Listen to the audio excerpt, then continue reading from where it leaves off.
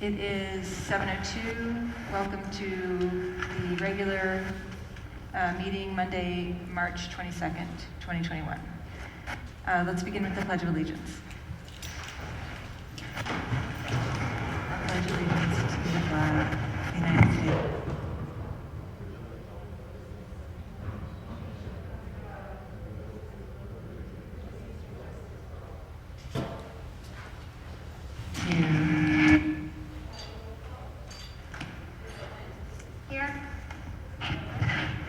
Here. Here. Excused. Here. Here. He's in the restroom. He'll be right here, yeah. Here. Here, thank you. Matt, do you want to review the fire Sorry. exits? The exits are in the back of The theater? I'm thinking we should just go straight to Elisa, actually. With everyone here, we may as well. No, I already took it up. Is that, What? is that okay? Yeah, whatever. Okay. Yeah. So we have Elisa Soto, the principal of the high school, here with a special announcement. And we're going to push back public comment until after that.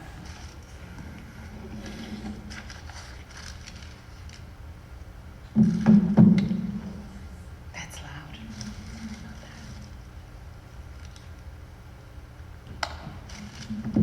So good evening, members of the Board of Education, Dr. Landau and his executive team. It is with great pleasure that I announce our salutatorian, Ms. Beyonce Otero, and the valedictorian, Ms. Eliza Principe Garcia of the class of 2021.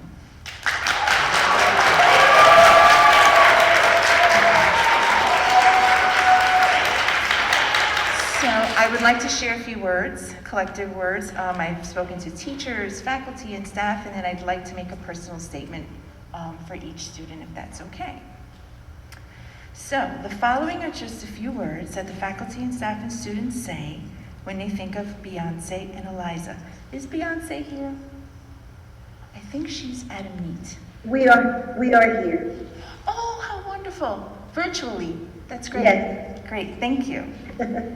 So, the following things that the faculty and staff and students say when they think of Beyonce and Eliza, they say that they're intelligent, dedicated, kind-hearted, responsible, bright, focused, diligent, and hard-working students.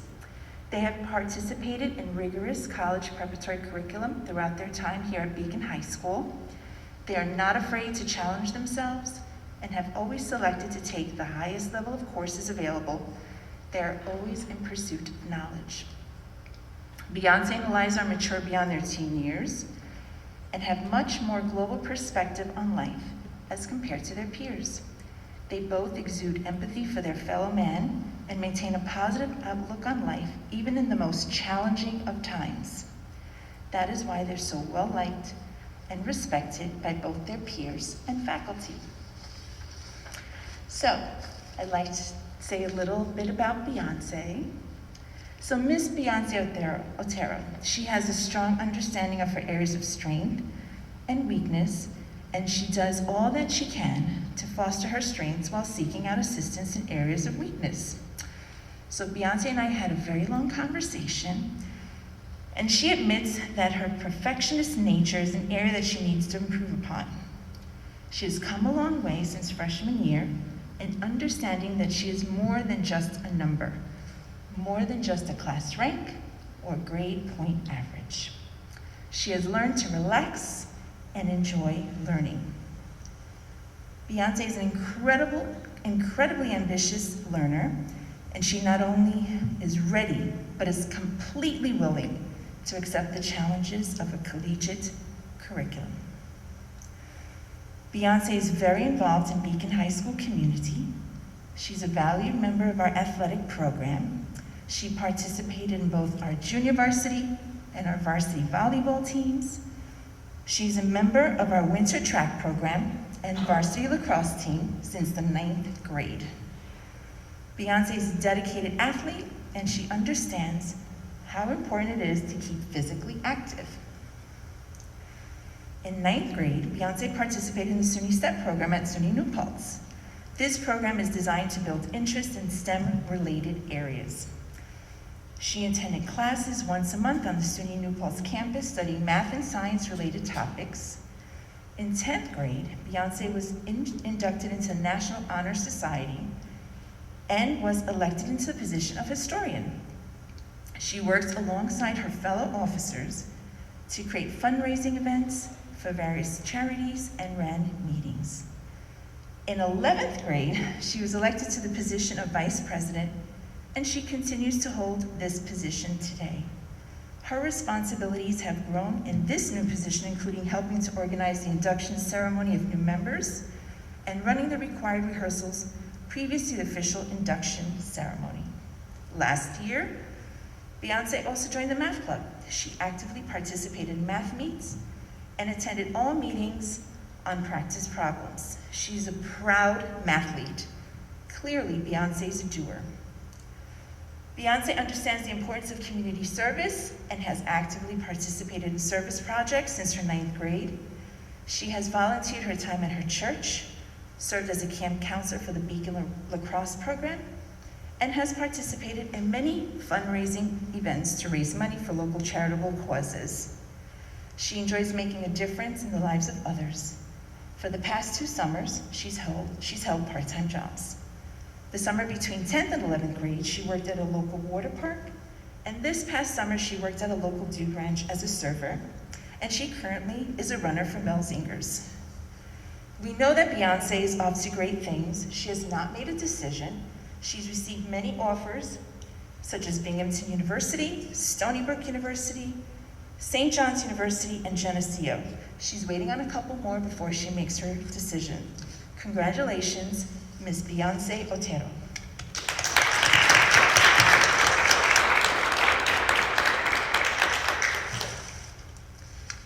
And now the lovely Eliza Principe Garcia. I'll hold these on for you, Beyonce. So Eliza, I'll step forward. She actively seeks opportunities of academic growth both in and outside the classroom walls. Eliza spends a great deal of time independently researching topics of chemistry, biology, and human medicine. She's an active participant in classroom discussions, and she not only enjoys sharing her thoughts and opinions, but appreciates hearing the opinions of others.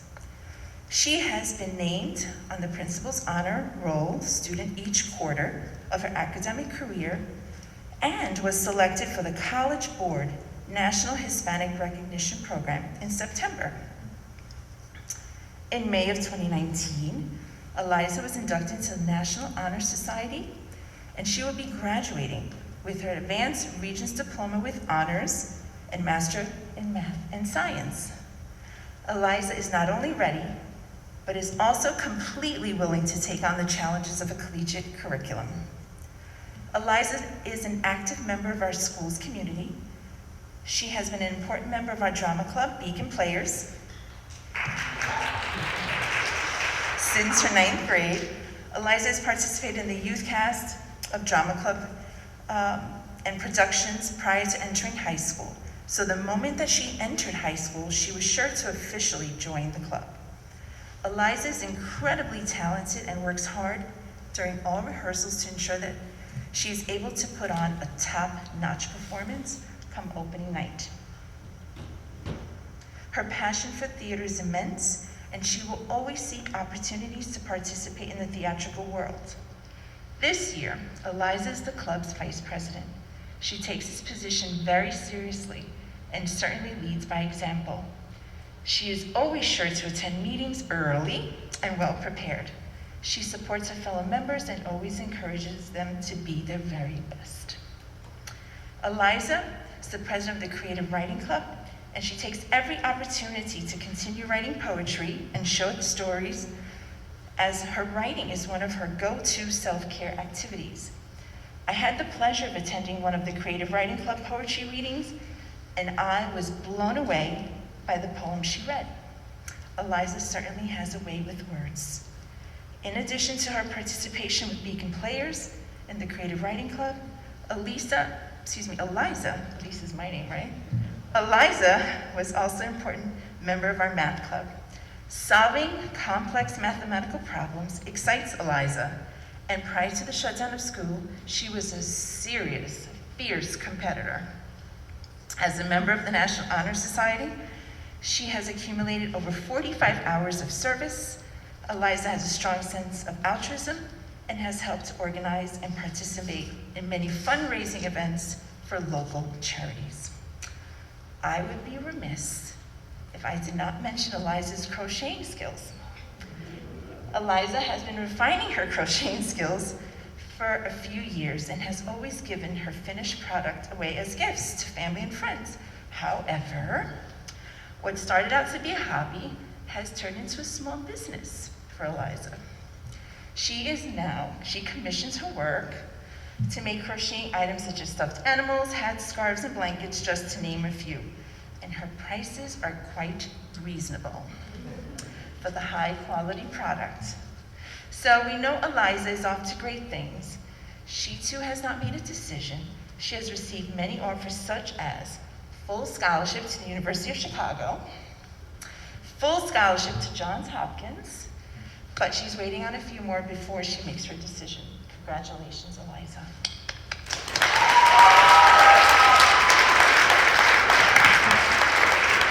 Members of the board, thank you so much for giving me the opportunity to speak about these lovely young ladies. Thank you so much. Congratulations. Very jealous of your crochet skills also.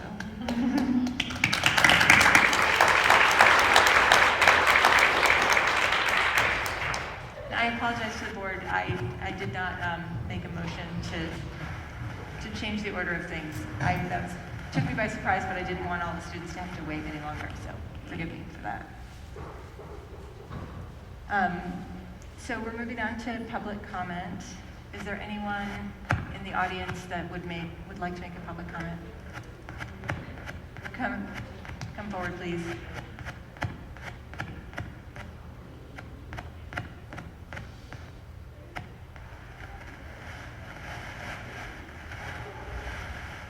Hi, my name is Christine. I want to thank you for providing the space and time for me to share my thoughts regarding last week's murders in Atlanta. Sun Chang Park, Hyun Jung Grant, Sun Cha Kim, Xiao Jie Tan, and Dao Youfeng are the names of the 6 Asian women murdered last Tuesday in Atlanta proper. I'm a woman. I'm an Asian American immigrant. I'm a mother of 2 young children of school age. And I'm a member of the Beacon community. Women, Asian descent, immigrant, such complex and overlapping layers of trauma need to be addressed. I'm not here asking for pity. I'm not here asking for more policing or security. I'm here asking the Beacon School District and the superintendent to recognize me, recognize us. I'm asking the school and the community to take action with me. I believe that Beacon City School District can strengthen the school district through short-term and long-term actions. First is to offer acknowledgement and comfort by issuing public statement condemning the hate crime and violence targeting women and Asian Americans. Second, provide a safe space and sense of solidarity by engaging with women's clubs or associations in schools, Asian Students Associations, if there is one, and the Asian parents who go in and out nearby school buildings. invite them to share their feelings and help them to come through the emotions they may be going through right now. Arrange mandatory trainings for faculties, staffs, and students regarding how to handle harassment when being confronted or how to intervene as a bystander. Sorry, I'm so nervous. Implement Asian American Studies in school curriculum. And personally, I also believe that this kind of studies should be applied on all other marginalized groups. Make resources available, online hate crime report platforms, and training courses available on school website and bulletin board. And I have written a letter, posted it on Facebook, collecting signatures asking parents and the community to support me, and the letter will be presented to Dr. Landau tomorrow. I would have sent the letter to Dr. Landau and the Beacon City School District regardless of the number of signatures that I can collect. I felt this enormous comfort and support when signatures started showing on the letter and the warm messages that have been coming my way since this morning. I want to thank my circle of sisters and friends who have supported me and helped me to initiate my plans. And because of them and because of the friends and the community, people I don't know from the community, now I know I'm not alone. Thank you. Thank you so much, Christine. We definitely share your grief and horror, and we will be talking later tonight about a lot of professional development programming we've been working on in the district to work on curriculum and make it more inclusive and responsive. This is work that is ongoing, and we continue to see examples of why it's so important. So please stay tuned and be part of that change with us. I will. Thank you. Thank you. May I ask something? Yes. First of all, I want to thank you for your bravery to stand up into that microphone. It does put a spotlight on you, and I know it's not comfortable at all.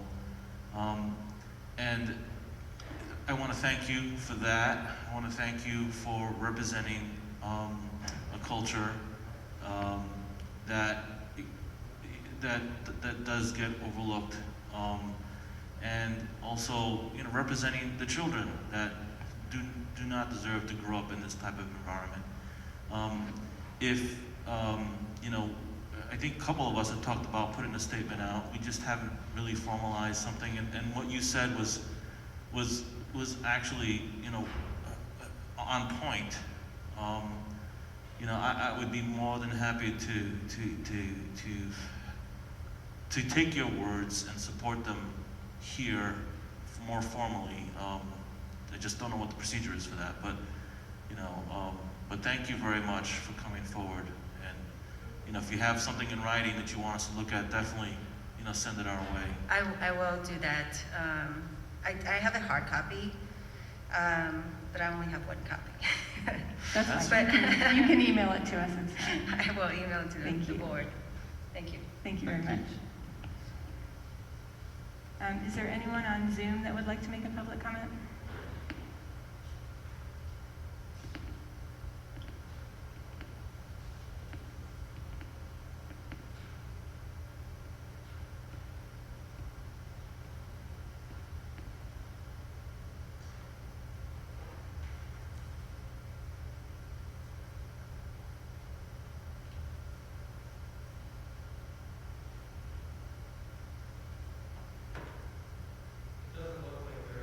Okay, thank you. So we have several workshops tonight. The first one is our Duchess Bosse's budget presentation with Matthew Metzger, the school business official. Welcome, Mr. Metzger, sorry.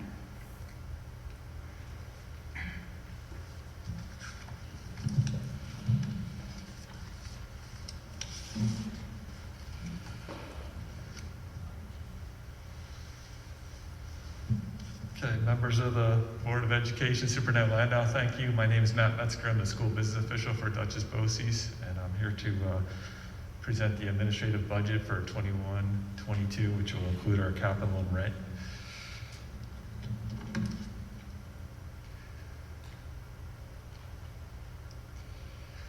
Would you like to start with would like to begin just by saying Richard Hooley's very disappointed he couldn't be here tonight. He was just unavailable. He usually accompanies me on these presentations, so he does send his regrets. And I just want to say what a nice thing it is to have in person. So far, all of these for me have been Zooms. I'd like to just start with a brief overview of the BOCES financial structure process. I think that's helpful.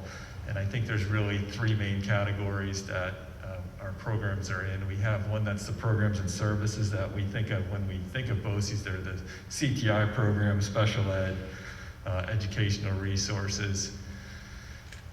And the capital and rental piece is the one that supports your yearly contribution for capital, which is to really maintain our infrastructure, to do common repairs.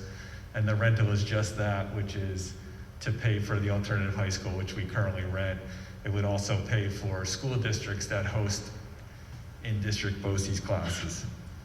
And then the final piece, most of this conversation tonight is about, is our administrative budget. And that's the Board of Education, the superintendent, personnel, the business office, the one very dear to my heart. This is the portion that is voted on and approved by the component districts. It legally sets the amount that can be extended. So if I could just pause there for a minute. A program and service where you have perhaps a special ed class, that budget could increase or decrease during the year based on enrollment. But when you vote on for the administrative, legally we are restricted to stay within those spending guidelines. BOCES does not maintain a fund balance. So at the end of the year, when we close our books down, whatever we collect from the component districts, which is the revenue, and we take out the expenditures, and hopefully we come up with a surplus, and that surplus gets returned to the districts. And certainly there's a BOCES aid that's integral in this. That's an incentive really for you to, have a program with us, and you'll receive some aid back on it. This pie chart's really just our complete BOCES budget, and you can see very clearly the special ed piece represents about 36% of it. At the top, there's what I call the two slivers there, the administration piece that comes out to about 8%. We have that broken down into retiree and the non-retiree portion. The non-retiree would be the things I mentioned before about the support for the board, the superintendent, the business office.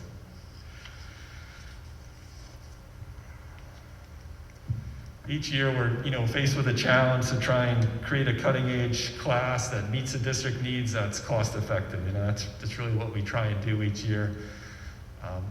One of the burdens for us is that by law, the retiree health insurance portion of our costs have to be accounted for in the administrative budget. So what I like to think about this as, if I have a special ed teacher that her health insurance during employment, during her career with us is paid for in that program, that COSR, and that revenue is raised basically through tuition. But upon her retirement, that entire cost comes over to the administrative budget. So it's really quite a burden. And it accounts for nearly 70% of that budget. This slide really is our presentation of the 21-22 administrative budget. It's just over $7 million.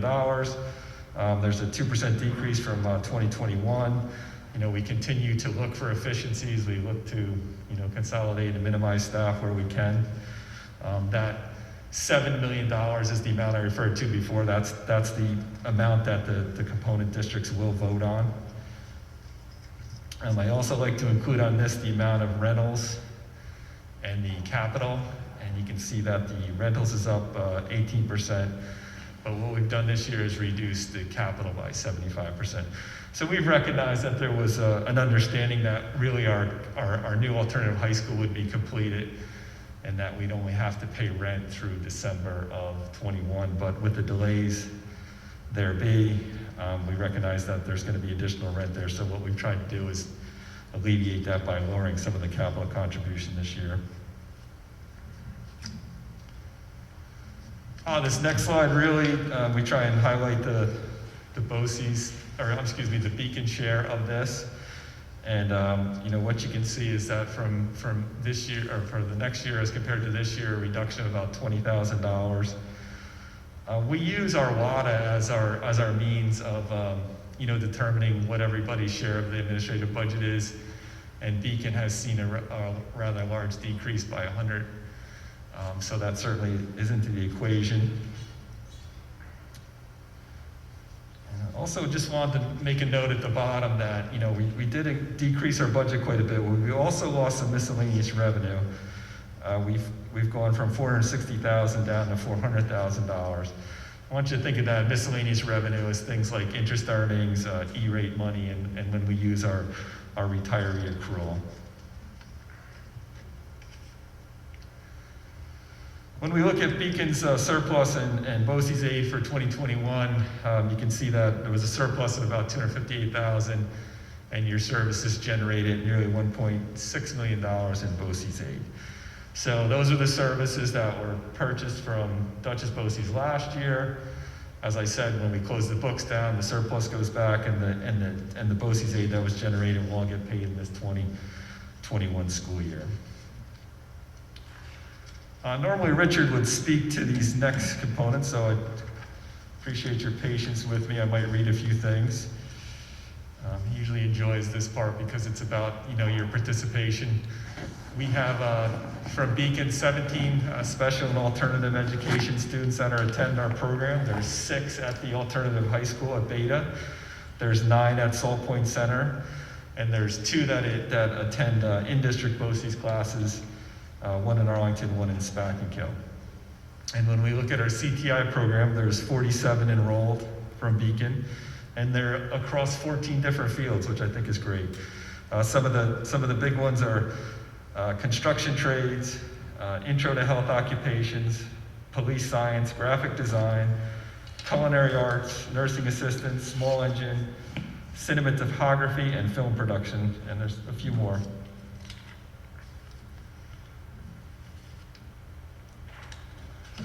Some of the new programs that we're going to offer next year, and I will probably read this to make sure I'm accurate. The Career and Exploration Program at CTI. The program was redesigned to better meet the needs of a broad range of students in 2 separate cohorts. So one is specifically the 10th grade students who want to explore CTI's offerings for possible attendance for their junior and senior year. And the other is for students who want basic exposures to fields that will increase skills and may lead to an opportunity for future employment.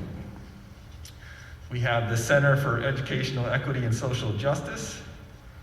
This center acknowledges that schools are transformative places of opportunity and equity for all students.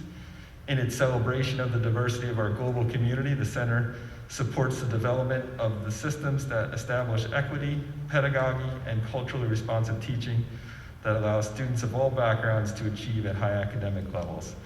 I believe we have interest in this currently in 2 school districts, Red Hook and Millbrook. The Center for Sustainability and Climate Education. This is very exciting because the 14th of this month will be our first summit on this program.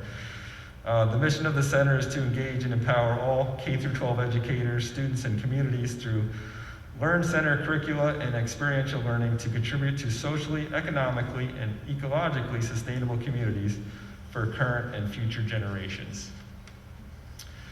We have an E-Rate 2 purchasing program, and this allows districts to purchase additional specialized internet and broadband connectivity services and equipment. So we've always had the E-Rate program, which is really helps return money that's taxed on your phone lines, but this will help help with the procurement of buying the equipment for such services and equipment. And then finally, there's the expanded early college BARD courses that we're offering. We've had, I believe, there are 13 enrolled this year, and I think they were all done remote. And next year we have, I believe, 31 that have already been enrolled for the next school year. These are just a couple quick key dates coming up. So April 27th is your component board's education vote on the administrative budget that I presented and the BOCES board members. And then May 7th is when we ask our final service requests to come back from the school districts. That really shows what your participation is for the next year, and it really helps us, kind of get our budgets in order for all the different programs. Capital project update. Certainly we've we had an excavator that I'm sure you're all aware of that we had to terminate. And we are in the process now of getting a replacement excavator. We've gone through the performance bond and having them step in. So the good thing about that is because we have the performance bond in place, we'll get this work done for the agreed upon rate that we approved for the excavation. I would say at this point we're probably about 6 months behind, but spring is here and hopefully it'll get going soon.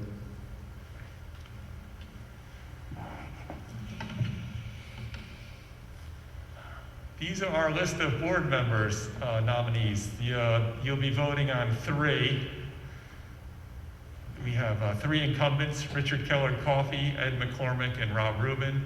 And we have some new individuals running for the first time, in Marie Johnson and Karen Smythe. So I believe you will vote as a Beacon board, and then that will go to our board clerk. And that's all I have for this evening. If you have any questions, or if you think of a question afterwards and you'd like to email me, feel free to do so. And thank you for your time. Thank you. Thank you. Anthony, you have a question? So can you explain the election process? This is not an open election for the public, this is a board election? That's correct. The Beacon Board of Education will elect 3, and those 3 names will go up to our board clerk, and then she will compile all the 13 component districts to determine who has the most votes. And we get 1 vote, we don't get the 9 votes, right? Correct. You get 1 vote with 3 people. Yep. I believe I don't mention it to the retiring superintendent that Salt Point Turnpike is far. We're in the southwest corner of the county. And there was some talk about maybe bridging that distance gap a little bit. There was some strategies discussed, but I've not seen anything yet. So I'm asking to see if you know anything about it. Yep. I'll speak to him about that. I know, one of the things we encourage every year is for school districts to be able to, host some BOCES classes, and I think that helps, kind of put some classes throughout the county. Like we currently have classes in Arlington, Spackenkill, and Red Hook. So that would be, one such case where that would help with the location. But I will certainly return your comments to him. So those 3 school districts, just to note, they're also very far from here, Mm-hmm. but very close to Salt Right. Point Turnpike. I agree. Those classes, my understanding is those classes are special education classes. Correct. Right. Mhm. Okay. So those are almost sort of like partnerships, I think, that the districts have with BOCES to run a class at their district. One of the things about if we host classes for BOCES is it's the thing that BOCES has to consider is that class is still made for every single student in Dutchess County. So it's something that has to factor in to kind of the planning and calculations that go into all of this. I know, Dr. Hooley and I a couple of years ago spoke about the possibility of having, or Beacon hosting like an arts career kind of focus class here. But I think some of the main, or most of the main CTI classes would still be at the Salt Point Center, Mhm. just for the sake of scale and accessibility for the whole county, has always been my understanding with that.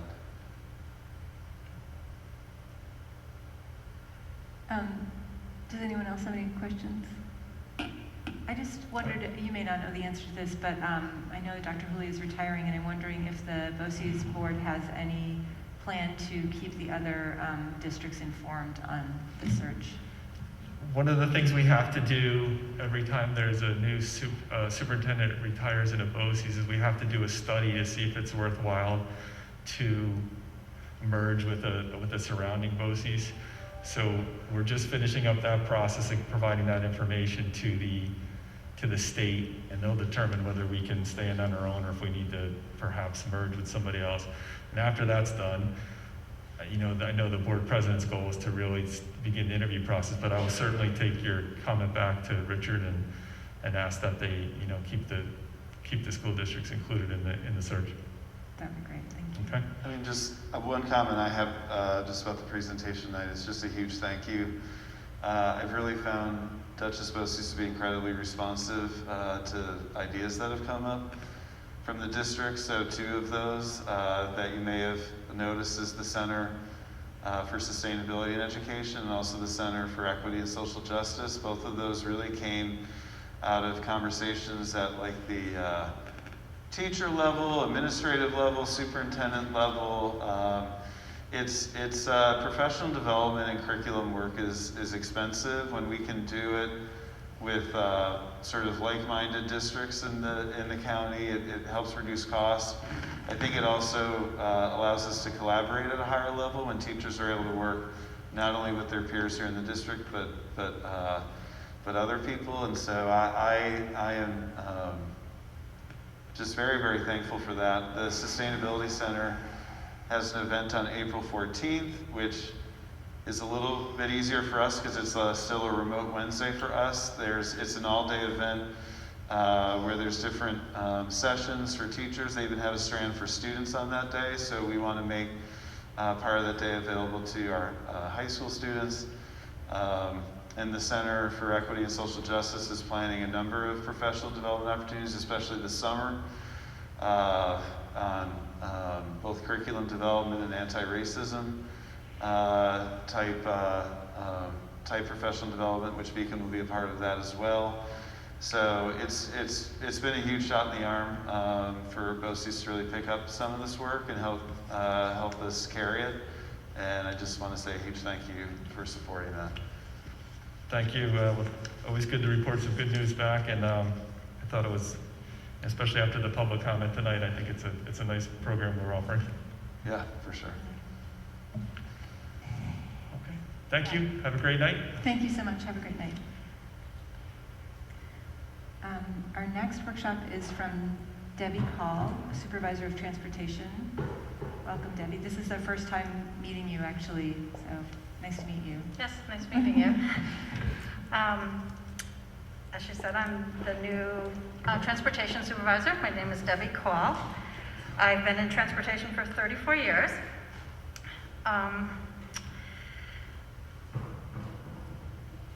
Wait for the thing to go up.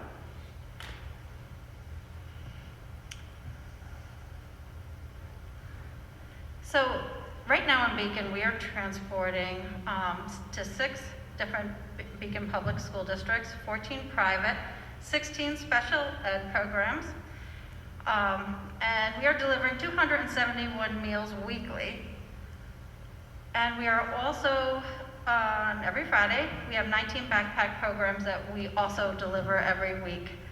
The backpack programs are from the Common Grounds at Stony Hills Farms. It's just extra produce, and it's a really, really nice program that they're giving to the families.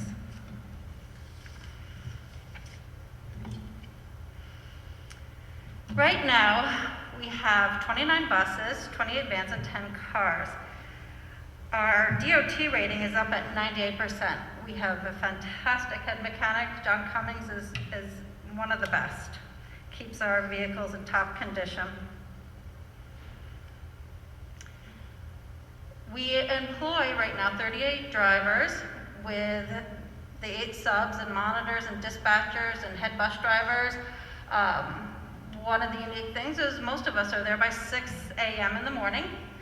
Our day usually doesn't end till 5, 6 o'clock at night. I'd like to also increase our amount of drivers. I would like to possibly get at least 5 more drivers. Our vehicle needs this year, from what I understand, we did not purchase any vehicles last year. And Leonard Bus Sales has said that they will hold on to what we were intending to purchase last year and keep it at that price. So we could get a 72-passenger bus at last year's cost. We're looking to get a new-built 72-passenger and 3 vans, 20-passenger Chevy vans at last year's cost. So if we were to purchase these at last year's cost, we're actually going to be saving probably a little bit over $10,000, and they're just as good. They're in fantastic shape. Sorry, I'm nervous. Don't be nervous. So I know we want to surplus some vehicles this year. This year we have 2 vans that are not worthy to surplus because it would cost too much to actually fix them. So we would like to auction these off because we could get much more money for them by auctioning them. In the next couple of years, we have a whole bunch of vehicles that we can surplus or auction off, but I would like to keep them right now. With everything with COVID and the chances of maybe needing more vehicles next year to keep in the district, and possibly more special needs buses that we need to make up to help our children who have been out of school and kind of left behind due to COVID.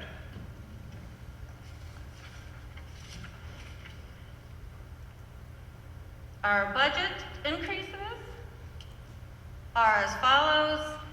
Our salaries will go up a tiny bit, and basically it looks like everything is staying the same. Yeah.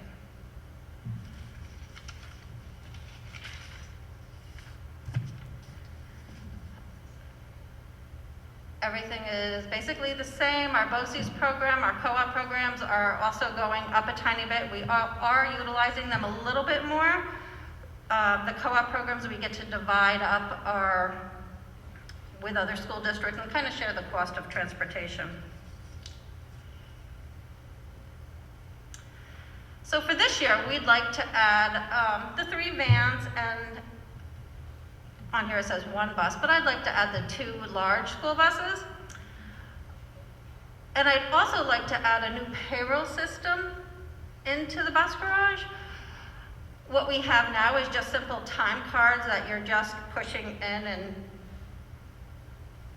I'd like to have something with a little more accountability for the drivers to actually check in with us. Maybe a fingerprint thing. I've been looking into Timepiece, which we already have the Envision, and that's Timepiece comes off of Envision. Within the following school year, I'd like to maybe add 3 more buses to our fleet, and that just will keep up with the rollover that's been going on all these past years. As far as long-term, there's a few things that need to be done at the bus garage. Our wash bay needs to be replaced, with the wastewater disposable really needs to be replaced. I'd like to move our diesel tank to an above-ground diesel tank, which would we'd be able to watch it better, eliminate AB operators, so it would actually be a money-saving thing if we can eventually, long down the road, move it out of underground and above ground. Our doors are very rusted in the place. I was shocked to see that next to our doors, there's snow that comes in the winter time next to the doors. This is a hazard also, so it's something else that kind of a little more, I'd like to replace those doors to stop the snow from coming in. And that's what I have right now. Does anybody have any questions or? I have a comment that I've heard such lovely things about anyone who's called the bus garage looking for help or support or questions answered. They feel like there's been a really nice tone and just kind of approach coming from the department. So thank you so much. Thank you. And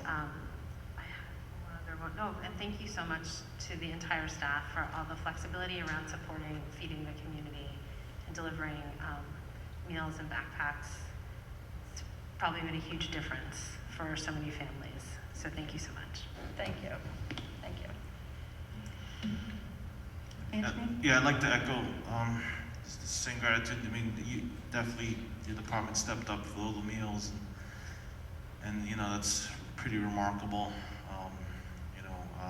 That we did more than we needed to, and that's, you know, I can't say enough about that. Do we? I have a few questions. Do we still have problems hiring bus drivers? At one point, I think your predecessor said like the pool of candidates was pretty thin. Yes, there's always a problem, no matter where you go, hiring bus drivers. People will come and apply, and they really don't understand what it involves to become a bus driver. And then they start getting into it, and they kind of back out a little bit. It takes special people to be a bus driver. You have to be physically fit. There's just a lot of different things. Wow. And your long-term goals, I do appreciate that you put them there. There's been, I mean, as you know, there's conversations about fuel, well, the traditional fuel versus renewable fuels. I mean, there may be a point where renewable energy is going to be cheaper than fossil energy. So, I mean, how well do we have a good pulse on that? As far as most of our vehicles that we're purchasing or would like to purchase, we'd like to get away from the diesel. Diesel with the additives and everything they're ruining the buses. They're not meant for short stop and go. And the same thing I've looked into, and I've talked with our mechanic about the electric buses, and we'd have the same kind of issue with the electric buses, is to charge them, we wouldn't get enough charge to do all the stop and go that a vehicle needs when we're picking up children.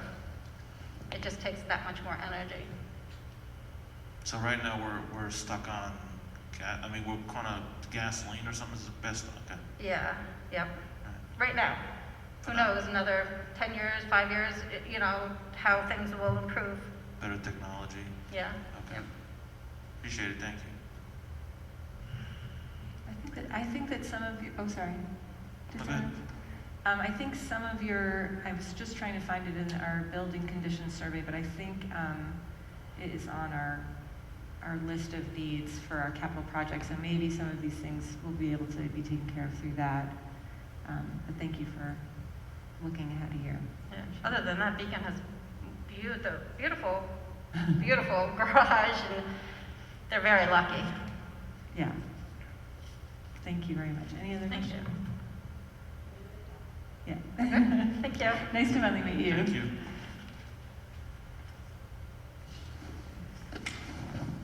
Okay. Next we have Matt and Anne Marie with a budget update.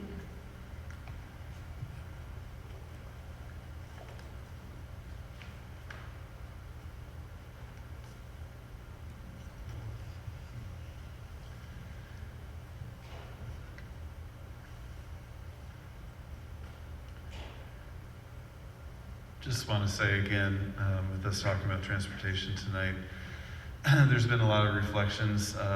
We hit the year mark of the pandemic a couple of weeks ago, and right at the beginning of it all, we had so many of our food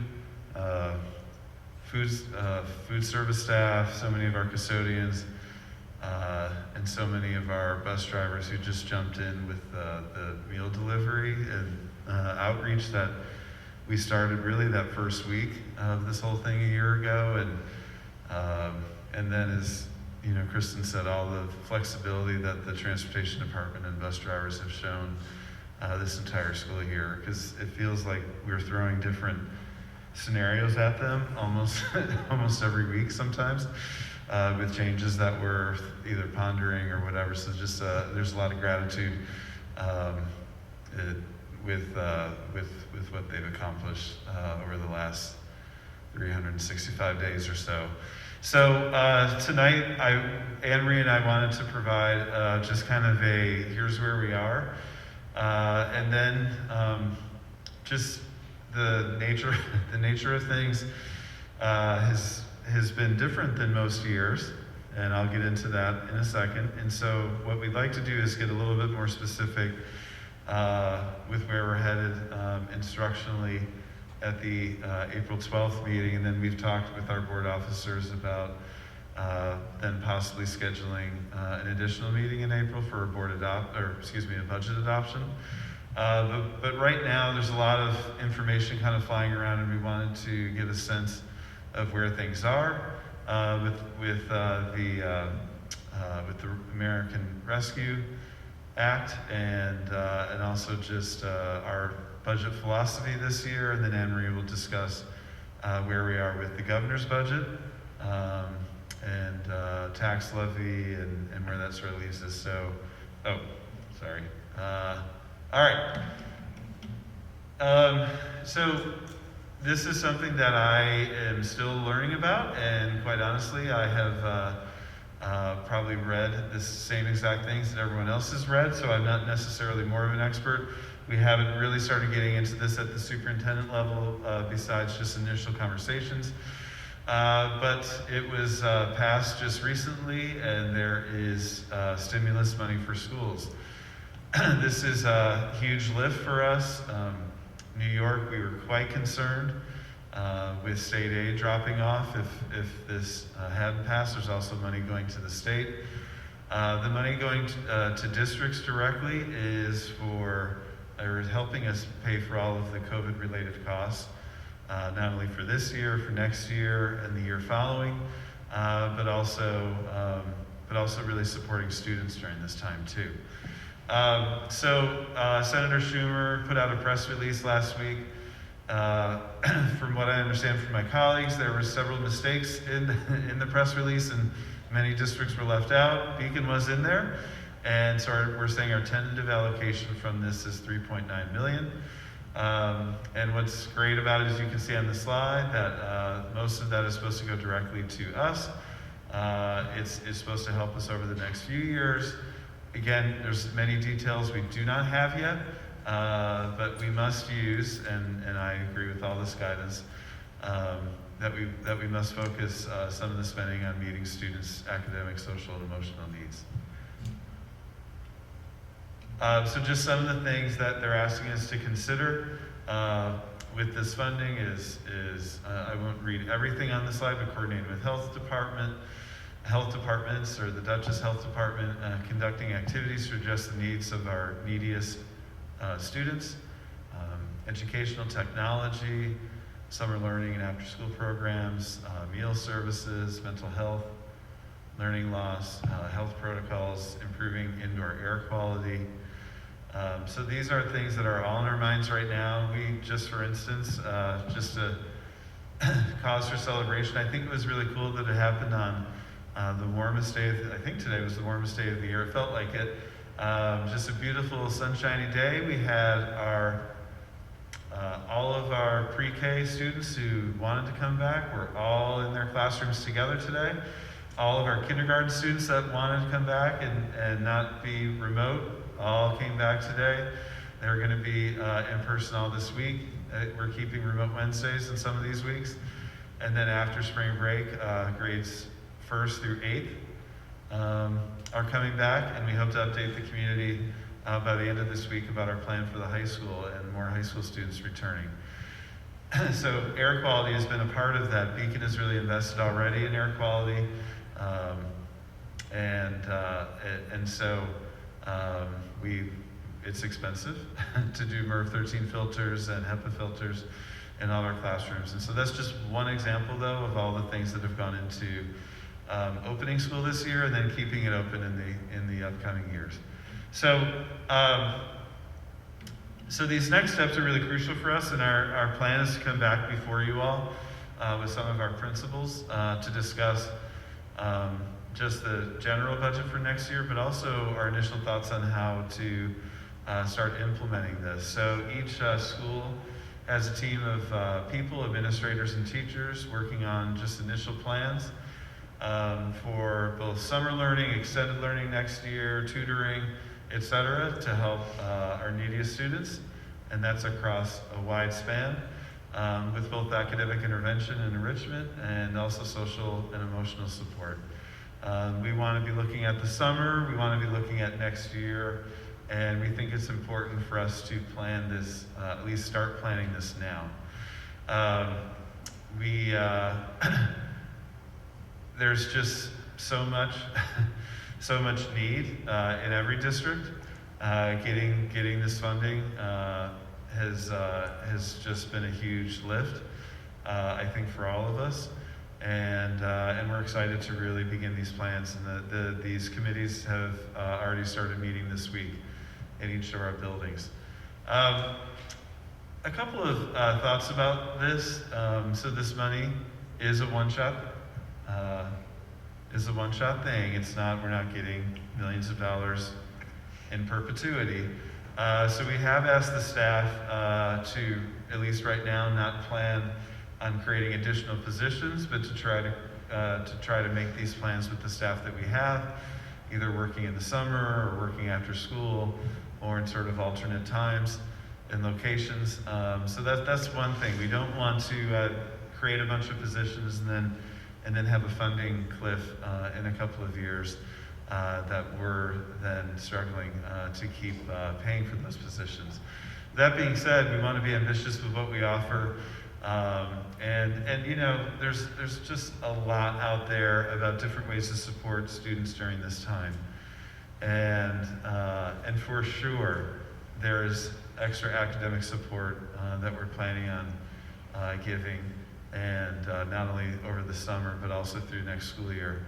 But the social emotional part, and I really love that was in the bill itself. The social emotional part is crucial to this as well. So, you know, just to link back to the BOCES, the Center for Equity and Social Justice, part of, if you join that center, and we'll be doing that as well, you can work with consultants.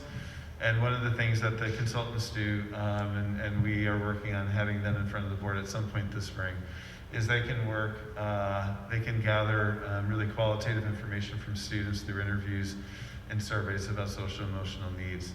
So we're thinking of taking an initial step with having that happen this spring, so we can really create a strong plan for the summer. I'm envisioning that along with some summer learning opportunities, we really are thinking about some ways to conquer, you know, the reluctance of returning to school, the fear of returning to school, also just getting some of our students used to being around people again.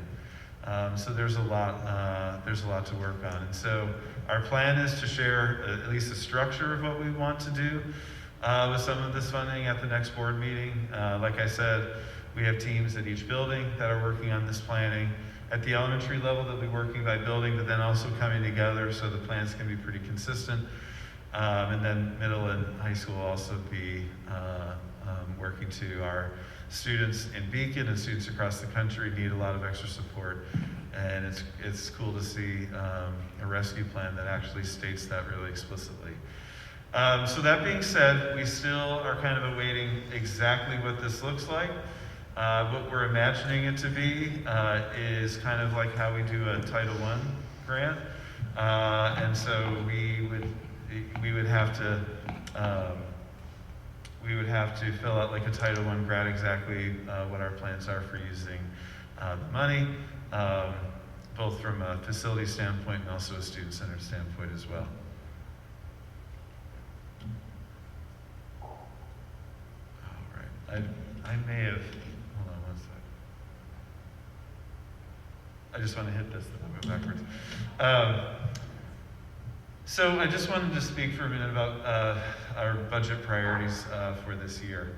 I started just by saying this is obvious. This is, you know, stating the obvious here. This has really been a tricky year with just about everything.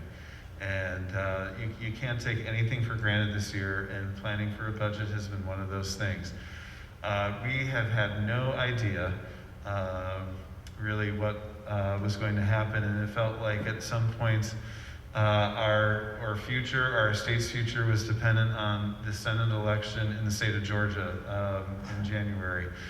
And so it's been a tricky year. It's been a tricky year to have a governor talking about just massive cuts to education through most of the year. And so we have been doing for several months some behind the scenes planning for huge budget shortfalls and what we would do. Whenever we approach something like that, our goal is always to impact the classroom the least and look at everything else we do in terms of trying to cut back.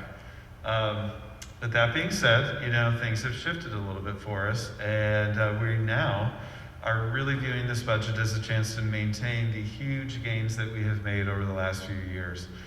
So I just want to hit some of those. And there will still be innovation in this upcoming year. There'll still be a lot of support for students and also some opportunities for more enrichment than we're currently offering. But that being said, maintaining some of these gains is a huge goal of ours. So we have made significant progress the last few years at small class sizes at the elementary level. Those small class sizes are benefiting us right now because they're also enabling us to do this effort of bringing kids back more full time. We have added positions over 2 years to really bring elementary class sizes down, to offer at the elementary level a consistent special schedule, to bring instrumental music down a grade, where it starts in 4th grade. Sorry, my mind went blank for a second. And so all of those gains will be maintained in this budget. We've also added many different class offerings at the high school over the last 3 years. All of those will be maintained as well. Professional development has been a challenge this year simply because of the pandemic. Just asking teachers to kind of stop on a dime and change the way they are teaching. And so some of our initiatives have been on hold, but we're planning on going back to those and even finding some new areas of growth and enrichment this upcoming year. And so increasing the depth and breadth of what we do with professional development. And during my superintendent report, I'll speak a little bit about the community that we're developing. And then also supporting more enrichment opportunities for our students. So we see it as a chance in what's been a very kind of perilous time financially to maintain and support all of the gains we've made in the budget over the previous years. We think that's important in a time like this. We're very thankful that we're in that position to do it. I don't want to mislead. It's not simply because of the stimulus money. We've been actually shifting our thinking over the last few weeks.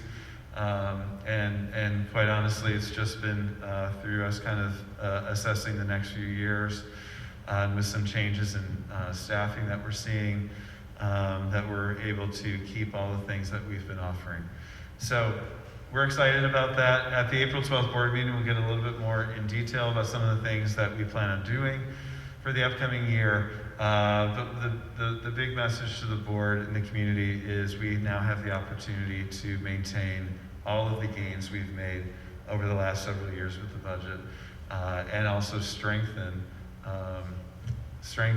what we're offering through more enrichment and more professional development. So then Anne Marie's going to talk a little bit about where things are in Albany right now, and also just get into specifics with the numbers. And we'll both come back to answer questions and just talk next steps a little bit too. Thank you. Hi, everyone. So I just want to give you just a where we are kind of thing. The governor's state aid run is the only state aid run we currently have. We'll talk a little bit more about what the Senate and Assembly have talked about, but I've used the governor's state aid run to just figure out where we are in the budget and I'll also talk about our tax cap. So some of the things the governor's state aid run included, he proposed a services aid, which would be a block aid, and it would combine 11 of our expense-driven aid categories, like textbook aid, software aid, transportation aid, things that the more you spend, the more you get back in a current year. He was going to try to flatten it out. He was giving the districts a small increase, but kind of maintaining, a more flat amount approach on that. He also included the COVID supplemental stimulus money. So this was stimulus money that was given to schools in December of 2020. He included it on our state aid runs, but as you see in number 3, the local district funding adjustment, he would subtract either the COVID stimulus or our STAR reimbursement, whichever was more. In our case, it was the STAR reimbursement, and that's something that we've never had on a state aid run. So of course, everyone was very concerned about it. So basically, the stimulus money was going to the state, it was flowing through the state, and it was not coming directly to school districts. It was helping the state actually fund our state aid. The governor's state aid run had assumed a $6 billion of federal stimulus, and as we know now, New York State actually received $12.5 billion. So what Governor Cuomo was talking about was a shortfall of $15 billion. So it's not quite the amount that he needed, but it is definitely significantly more than the 6. And that's why there's some concern from us about how we're going to actually see the state aid, and I'll talk about that in a second. So Senate and Assembly, their budget is due at the end of March, so we have a little bit of time left. We were kind of hoping we would get the state aid runs. There are some preliminary numbers out there, but nothing substantial.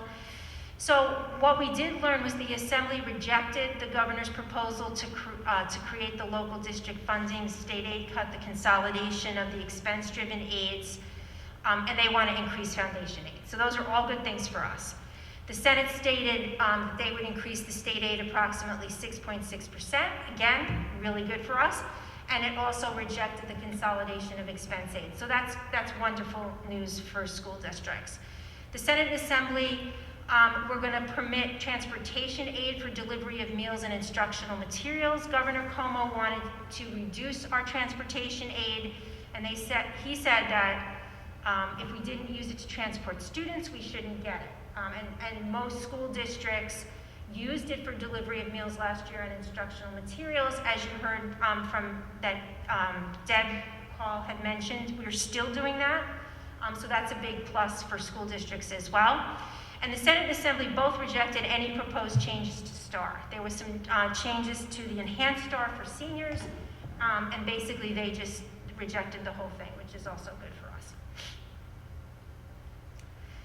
And I apologize that this is small, but I tried to do just the preliminary calculation of our tax cap. And again, I will put this PowerPoint on the website after tonight so that people can look at it a little bit more. But I think there's some important things just as takeaways. So for Beacon, we have talked over the last few years for tax-based growth factor. So that just takes the levy from last year and lets you increase it based upon what's going on in your community. Again, Beacon's tax-based growth factor is more than other districts in Dutchess County, but it is not as high as it has been. So I thought that's a point to kind of consider going forward. The allowable growth factor is something that comes out of the state. It ended up being less than 2%, which again is not wonderful news for school districts when we're trying to calculate our tax cap. And we have exclusions for capital. Our exclusion from last year and this year are pretty similar, so that really didn't have as much of an impact.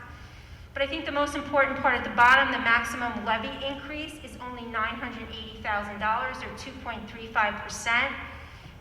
We have been in the 3s. With our allowable growth factor and our tax-based growth factor, we were able to grow the levy much more than this. So this is important to know going forward. This is as much as we can raise. And I will show you on the next sheet where we currently are. So the tax levy in the second column for 21-22 is at the tax cap, and I'm using the state aid from the governor's run. So again, in this case, if you're looking at it as worst case scenario, knowing that the Senate and Assembly want to pass a budget that is going to give schools more money. So again, this is the worst case scenario. We talked about a bus proposition, which I'll talk a little bit more about in a minute, and Deb had mentioned it prior, which is affected into the tax cap calculation, so that would leave us at a levy of a 2.17%, the difference between having a bus proposition or not. And again, I just want to confirm what Deb had mentioned earlier. We are looking to purchase 2 72-passenger buses. One of them is at last year's cost, which is great, and 3 20-passenger vans, again, at last year's cost. So a total of $395,000. And as you remember, we put the total amount out on the proposition, but we do not raise the taxes by the total amount. We finance bus purchases to match the state aid. Our transportation aid currently is 61.6%, which is a little bit higher than it has been, which again is great. And that's kind of where we are. So we are more confident by April 12th that we will have our state aid runs by the Senate and Assembly, that they will be more, and then we can talk about, again, more projects that we were talking about, more information, but line item budget-wise that we can discuss in more detail. Does anyone have any questions so far? Yeah, how does it look? You mentioned the Senate and the Assembly. What is the latest that we're seeing, or is there any drift there in a direction from the numbers that you presented? Does it look like it's going to be more or less? Or from what they're saying, it's going to be more. I also like to work in real numbers, and I was really hoping to get the aid runs, but it is only the 22nd, so we do have at least another week.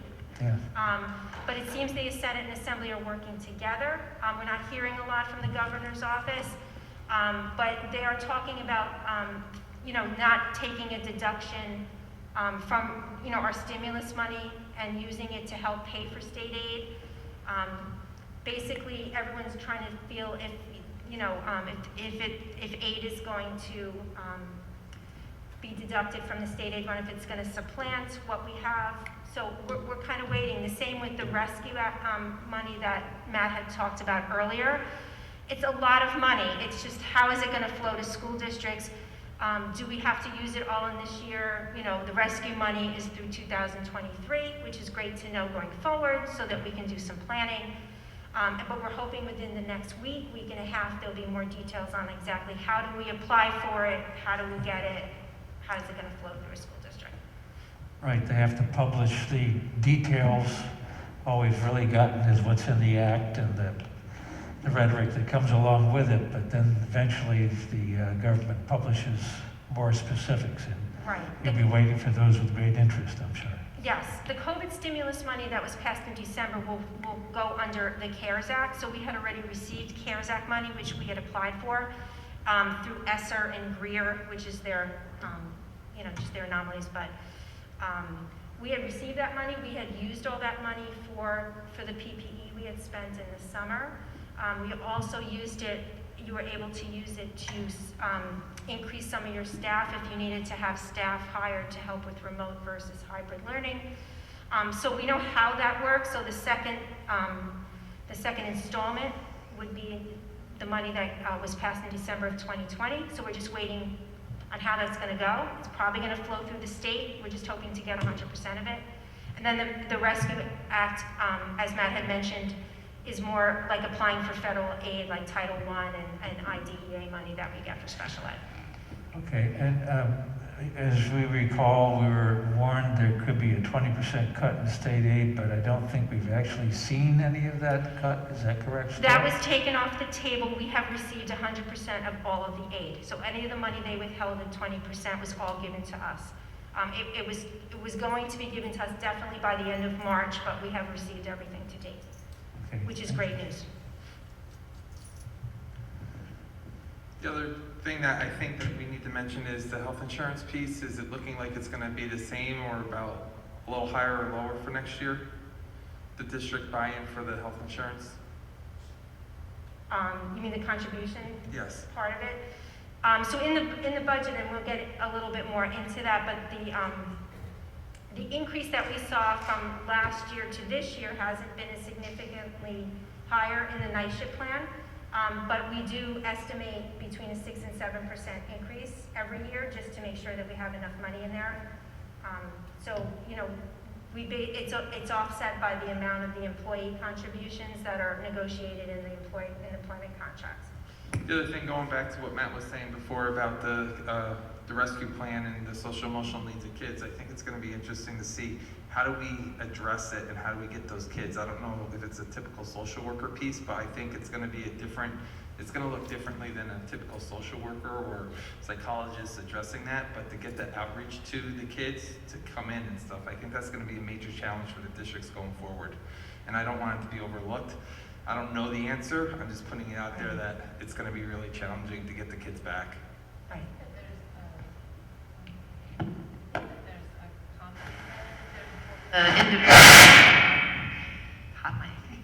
I think there's the individual kids' needs that will involve a social worker, but I'd mentioned before, after September 11th, I worked on a mental health needs assessment study that helped to inform curriculum related to trauma, and because they knew across the board that they wanted to identify the key things, you know, agoraphobia, separation anxiety, like all the things that might happen after a trauma. And it would be great if we could start asking lawmakers to fund a study. It wasn't expensive, and it was just gave this like snapshot of these like broad themes and the ability to weave those into just routine and curriculum and expectations within the classroom, because I think you're right. I think that there's the targeted, you know, what's happening with individual children, and then there's this kind of larger context in which they're functioning in. I mean, just going to that part, I think like something that could be done is there's the ACEs survey, right, for the trauma piece. Maybe when the kids are coming back during the end of this year, we could kind of get some of them that input, even for the remote learners and the kids that are coming in person. And then maybe a committee of the social emotional supports could kind of look at that to say, hey, this is our plan or something, right? I think it's going to be very important, a challenging work. Right. I think, you know, again, at the risk of doing this sort of 1 year reflection thing that everyone's been doing recently, last spring, you know, there was kind of that, and it was kind of much ridiculed, but the Governor Cuomo, like reimagine education and the power of virtual. So we're definitely seeing now, especially at like more of the high school level, some students have really liked being remote. I think the thing that doesn't get talked about a lot is that it is not easy, that's maybe not the way to phrase it. It has been a really huge challenge for teachers to be teaching in person, and you're still trying to, you know, connect with kids at home.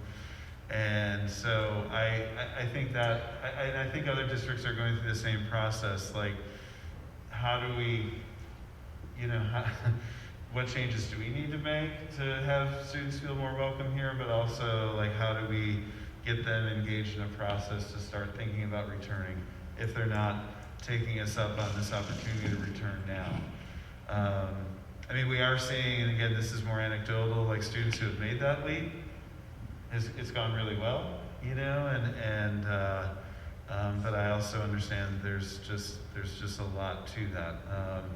I've always said in a variety of formats, like maintaining, for a district our size, to maintain in-person instruction and remote instruction for a long period of time is basically unsustainable.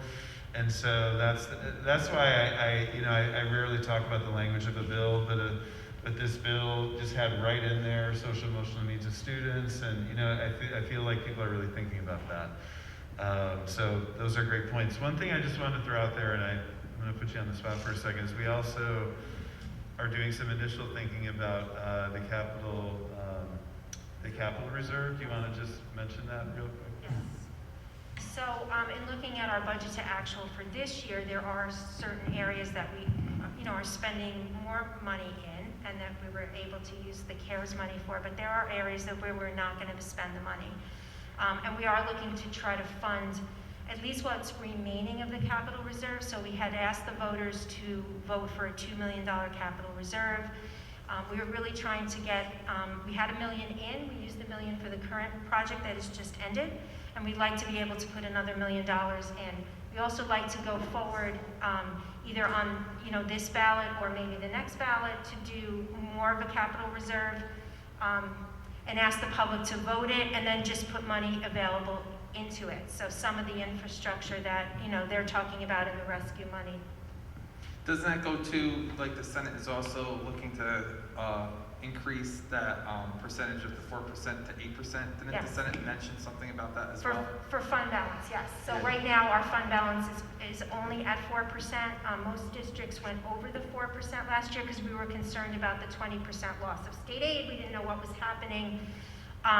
But they're talking about Senate and Assembly of increasing it from 4 to 8%, which would be wonderful because then we could put money away, knowing that we may need it in the next 2 or 3 years when there isn't going to be stimulus money available. So we're getting all of this money now, but we have to be really careful about planning for it over the next 2-3 years to try to sustain programs and budget. So I think it's important for the board to know the letter that we approved and that the PRAL committee drafted and we all got was there were 7 points on there. Looking at the 7 points, a lot of them were addressed in the Senate. I don't know if they're that's good, and I'm hoping the governor will go along with it with the state that he's in, and they're trying to take advantage of the situation here, which would be a good thing. But I appreciate it, and I think that the budget is looking good. I just worry about that piece of getting the kids back in that social emotional part, and I think it's going to be important. It seems like a lot of money, the $3.9 million for the budget. It will go quick. I mean, it costs a lot to address. I just want to say, I mean, I agree, and I echo the social emotional part as well. I mean, that may be something that we're still discovering how much we have to address. So, thank you. Matt, do you want to talk a little bit about the ed elements and just a possible pathway for getting that information from students? Right. One of the when the BOCES presentation occurred, they talked about the Center for Equity and Social Justice. One of the organizations that you can work with through that center at BOCES is Education Elements, and they're a consulting organization that works with a number of districts across the country and in New York. And so one of the things that we're in initial conversations with them with is that they do both, it's actually really truly a qualitative study, but they do both survey data with our students and also what they call empathy interviews with our students. Not every student, but like a pretty good number, and they come up with a profile and an action plan for ways we need to address it. And we were thinking to take kind of a step back and really just focus just on all of the trauma from the past year and all the social emotional needs, and just really try to get an assessment of where we are. And so we had an initial conversation with them about that, and they're putting a proposal together. So we may ask them to come to a future board meeting to do that. It's something that I think to do it well, I think it would be nice to have an outside organization help us with that. And then what's nice about the BOCES piece is that we also get a significant state aid return when we work with an organization through BOCES. So we hopefully maybe one of the April meetings that they'll be able to come and just talk about that, because it's kind of, this year, and from a logistics standpoint, and really more than logistics, just everything, was planning for something that we've never done before. I would maintain that next year is the same challenge. And I think everybody agrees with that, but it's really going to be a change. And time is ticking, and September is closer than we think. So we really want to try to spend the next few months putting a solid plan together that really helps address that social emotional part. So it would be our staff, doing the work. But our staff right now, we're pretty stretched thin this year, and so doing a study like this, I think it'd be easier for us to have an outside organization do it with us. So we hope to have more details about that in probably a few weeks. Thank you.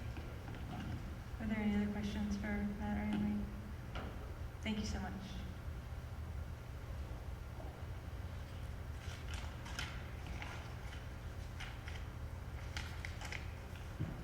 Can I have a motion to adjourn to executive session to review the employment history of particular individuals? So moved.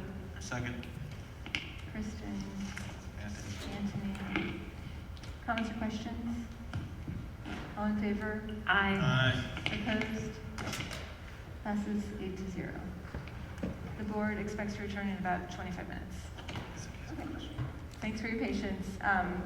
Reviewing the agenda, there is one change, and that is an addition to the consent agenda. 12.18, approve addition to the appointment of annual positions for the 2021 school year. Are there any student or school presentations? Seeing none. Any parent groups?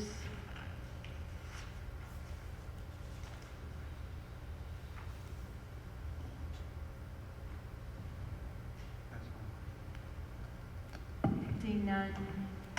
Matt, do you have an additional? Is there one? Oh, is there one? No. Okay. Okay. Thank you. Superintendent's report? I don't have slides, but I'm just going to talk briefly.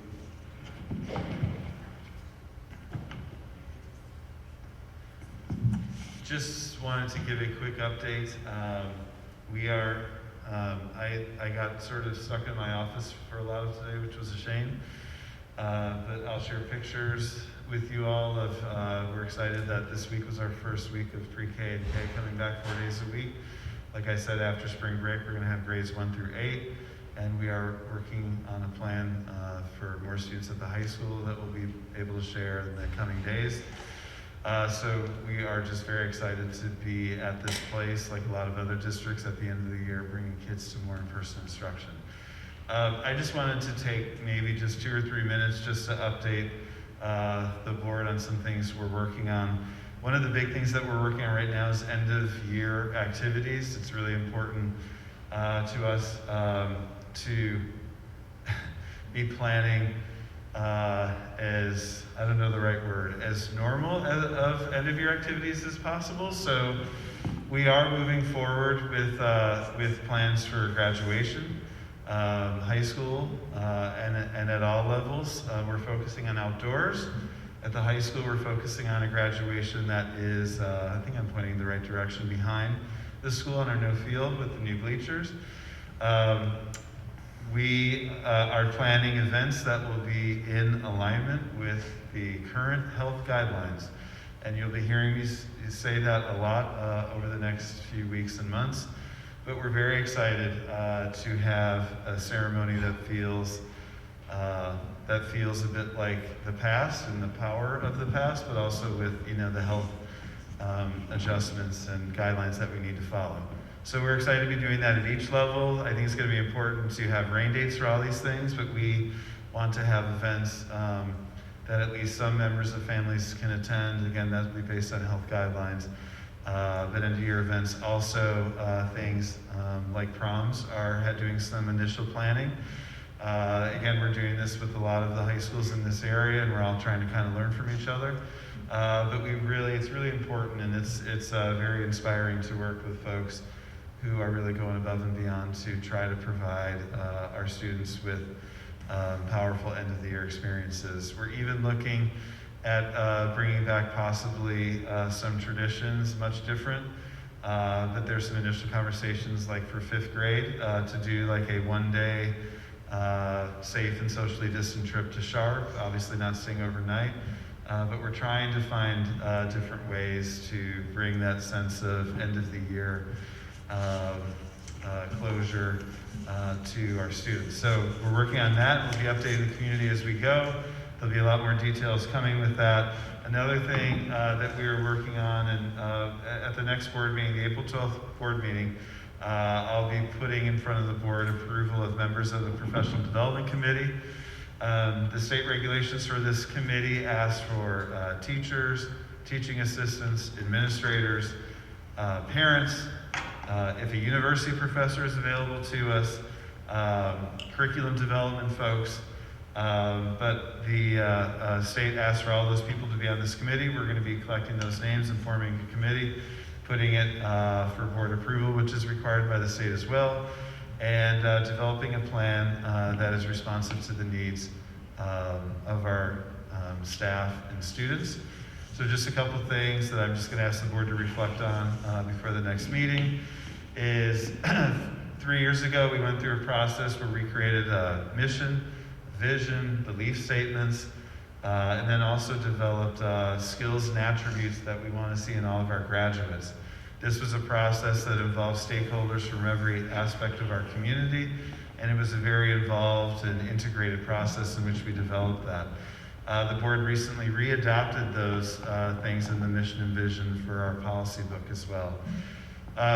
So I think it's important that this professional development plan it really touches on the things that we want to see in our graduates, touches on our belief statements, touches on our mission and vision. I also think it's important as this plan ultimately gets approved by the board that it reflects board goals as well. Finally, I think it's of most importance that it reflects the needs of our staff, and so we really want to be obviously talking to the folks on the committee, but also doing surveys and stuff to develop a really robust plan. I mentioned earlier tonight, BOCES has created these 2 centers, and we're really excited because these centers fit beautifully with this mission, vision, belief statements, and board goals, the Sustainability Center and the Center for Equity and Social Justice. Our plan is for teachers to be attending and working with people from both of those centers this spring and summer. These trainings will focus on the equity and social justice side, curriculum development, which is focused on cultural responsiveness. That's actually a requirement in the state regulations that each school district has to have that in their plan. That it also includes training about anti-racism from the Equity and Social Justice Center, and also just creating a greater sense of welcome and inclusivity in all of our schools. Finding ways to integrate the cultural responsiveness and sustaining framework that the state put out, I think is really important as well. And so that part of what BOCES is offering, we're really excited to be working with. And then the sustainability part, I mentioned already, there's an event on April 14th that we hope to have some students and staff attend, but also there'll be more happening this summer with that center that we're excited to participate with. So that all being said, and Alyssa will speak about this in greater detail. The board's going to be looking at some policies over the next month that also focus on this professional learning side of our organization, and also a policy around equity and inclusivity for the district as well. So it's an exciting time to be developing this work. It's exciting to have a state have this in their requirements for a plan. It's also really powerful to work with a board that has this in their goals, and a community that has this in our mission, vision, and belief statements. So on April 12th, you'll be approving the members of the committee, and then in the coming months, approving the plan that the committee develops. Our hope before the plan gets finalized, that we'll be offering some of these professional developments before that even happens. So what I ask the board to be thinking about, either at the committee level of policy, but also for the April 12th board meeting, is things that they feel they want us working on when we're putting this plan together. Either in your views of the district or things you hear as you represent the community here on the board. Okay, so we'll be doing more of an update and having the board vote on membership to this committee on April 12th. But I'm excited to get this moving and get this system in place. I think that's all for my updates. One last thing we did, although this year seemed absolutely crazy with hybrid schedule and some snow days and some remote days, and I know it just was kind of a long winter. We did not use every single one of our snow days, so we do have a quote-unquote give back day, and so spring break is being extended by a day. The Monday, April 5th is a day off for students and teachers, and but that week there'll be no remote Wednesday, and kids will be able to go to school 4 days a week, so we're excited about that too. All right. Are there any questions? I think that's really awesome. It feels like it's sort of taking all the work we've been doing for the last 3 years and funneling it into action. Right. And I really hope everyone sees it as support, because that's the way I'm envisioning it. Is, you know, we're asking for these big things. We don't necessarily know how to do them, so we have to sort of figure out how to do them together. Right. So yeah, I look forward to doing the work with the policy committee. I think that will be really helpful. How do people volunteer? You know, volunteers from the community. Yeah, we're according to the state regs, we work with the bargaining units of our employees, and they put forth members of the committee. So for school staff, it's the bargaining units that we work with that give us the names. For the community, I'll put out an email to the whole community asking for people to apply, or not apply, but just say if they're interested. I'll also be talking about it at the diversity committee meeting this Thursday to see if there's interested people. I will, being a guy who used to, in a prior life, be heavily involved in university life at the grad school level, I will ask our local universities to see if there's a professor who wants to join us as well. Since the regs say that, why not? It would be a new perspective for us to have that. So we'll be excited to look for that input as well. Any other questions, comments? Thank you. All right. Thank you.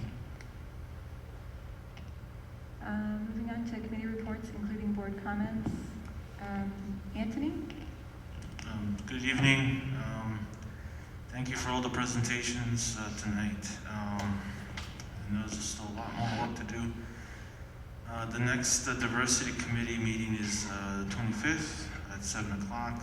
It does conflict on this calendar with the prospective school board members thing. I'm not sure what that's about, but the next diversity committee is 7 o'clock on the 25th.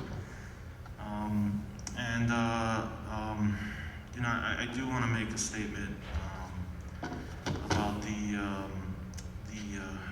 about what's going on right now in the national social sphere.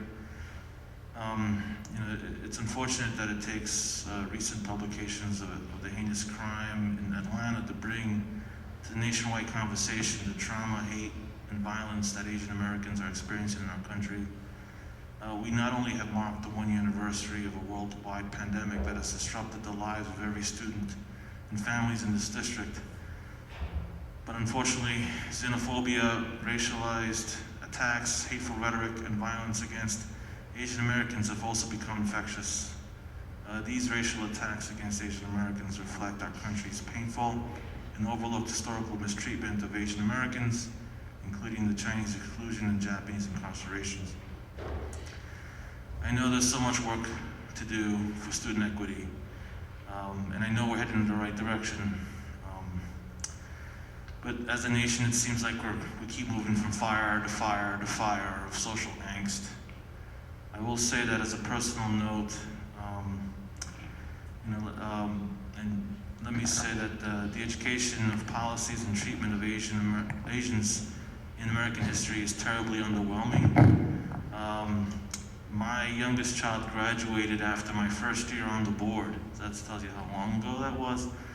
And I wanted to share that my youngest child recently took a Chinese American course in college and became angry about what the Beacon City School District did not teach. I would like the board to adopt a statement that we stand with our Asian American students, staff, and families, and that we condemn these heinous acts of violence and hateful rhetoric. That's all I have. Anthony, we're supposed to have, I'll talk about it in my board comments, but this special meeting on Wednesday possibly, so maybe we can put something together by then that the board can. Sure. I mean, I can't say I'm that good with words sometimes. Sometimes I have my moments, but I can try to draft something. If you're willing, that'd be great. Okay. Thank you. John? I've got nothing today. Thank you. Jasmine? Melissa? I don't think so. I think it's on. Oh, they said you're on. Well, I hear you, but I'm sitting next to you. Okay, so the next meeting of the Oh, hold on.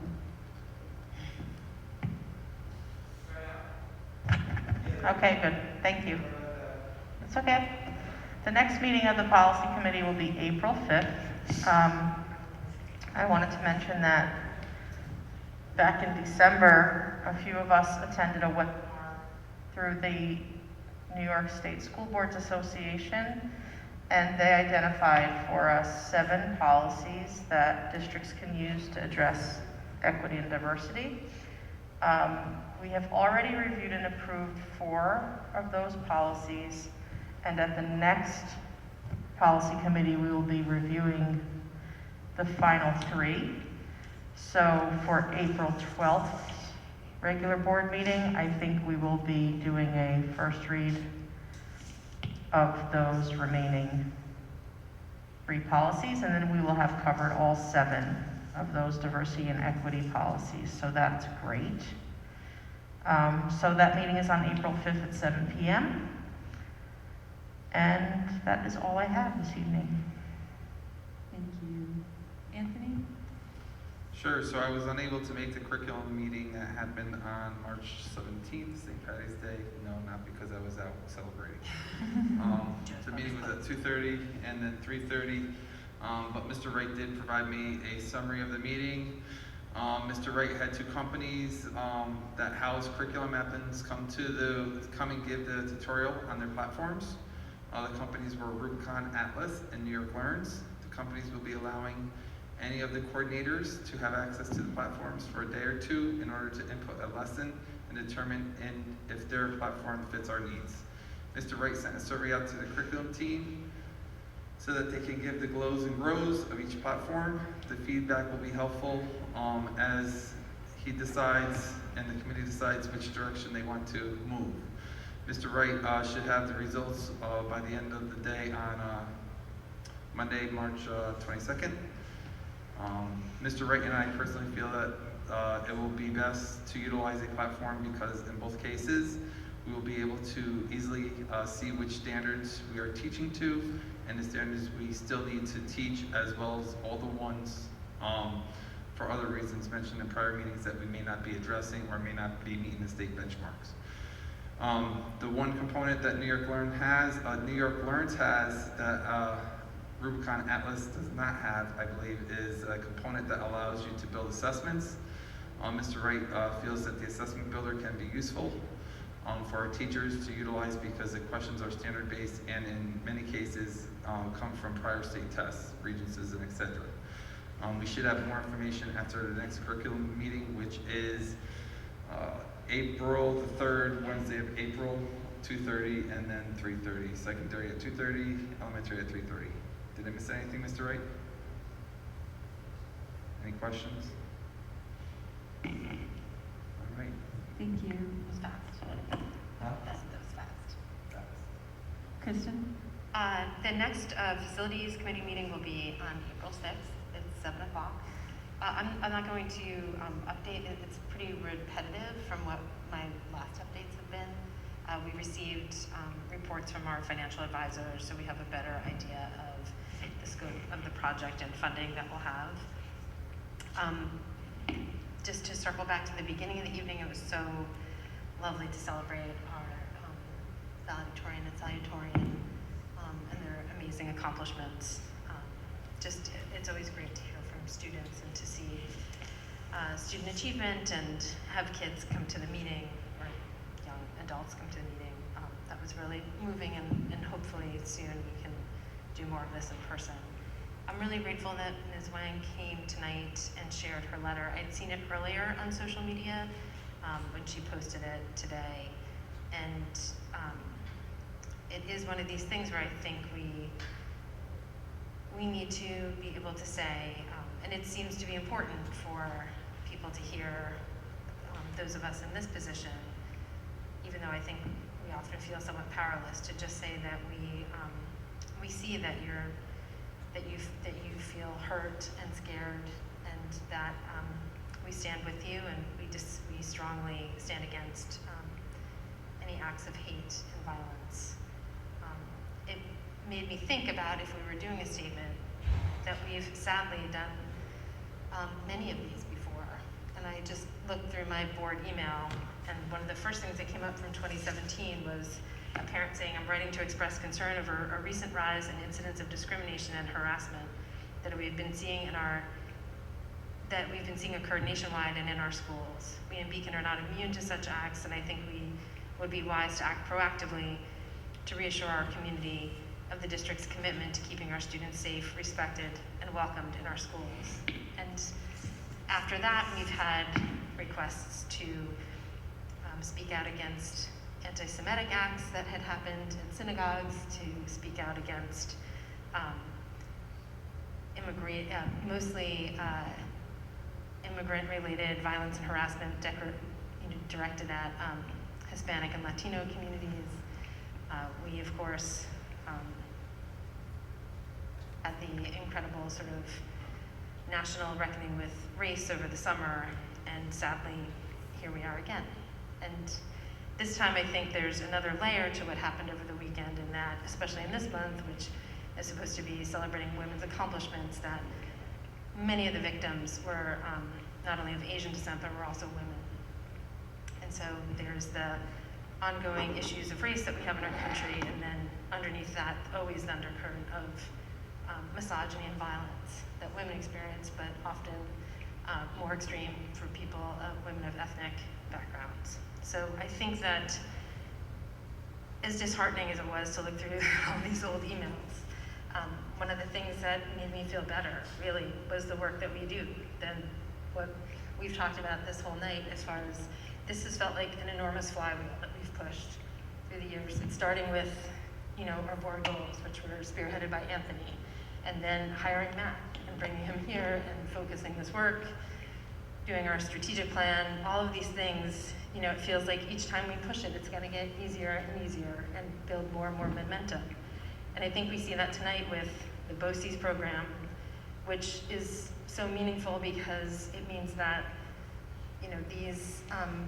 one of the things you hear in districts that are underfunded is you never have money for these kinds of things. So sharing the costs and finding effective, and even just having that program occur feels like we're getting better at this, because we're learning how to do this work in more strategic ways. And I think that the other piece of it, in addition to putting all these pieces in place of being able to fund our professional development focused on these issues through a center at BOCES, as well as the policies that we're doing, which will be critical to sort of reinforcing our goals and strategic plan. In addition to that, when people look for things they can do, the only thing that's going to safeguard us against all this is community, connection, honestly, love, joy, and celebration. And I think back to when my daughter was in the Calico Ball. She was at Guanam, and she had, her school did a Philippines dance, but there was a family from Glenham who was a Chinese family, and they were seated in front of me, and I still always remember this. They definitely are immigrants. And South Avenue did the ribbon dance, the Chinese ribbon dance. And they were so excited to see this, and it was just funny because it was such a diverse group of kids doing this dance that was from their country, that celebrated their culture. And I think about that often in this work, in that the more that we can see each other, you know, even the sergeants, schools, PTO effort to get, you know, crayons that cover all skin tones, like all of these things, the more visible, the more present, the more we celebrate, the more we sort of create a space and that sort of allows us to resist and survive these things that keep happening. Thank you, Kristen. Can I ask a question? Nice speech, by the way. Thanks. But I think you said Monday, April 5th, we have a facilities meeting? Tuesday. Six. Yes, the 5th is the Bible Oh, day. I'm sorry. Yeah, I didn't count on that being that long. I should say. Okay, thank you. Craig, do you have any Yeah. comment? Yeah, so I've got a microphone here with a transmitter that says Eliza, which is interesting because our valedictorian, I believe this is the mic she uses for Beacon players. I feel very honored. I'm honored, yes, and I've known this family, and I think I've known Eliza since she was about this high, and it's wonderful to watch growth and progress and achievement. So it was very nice to see the presentation tonight and to see that we have progress toward our graduation. It may look a little different than usual, but it may be a little better than last year, and who knows, we'll see.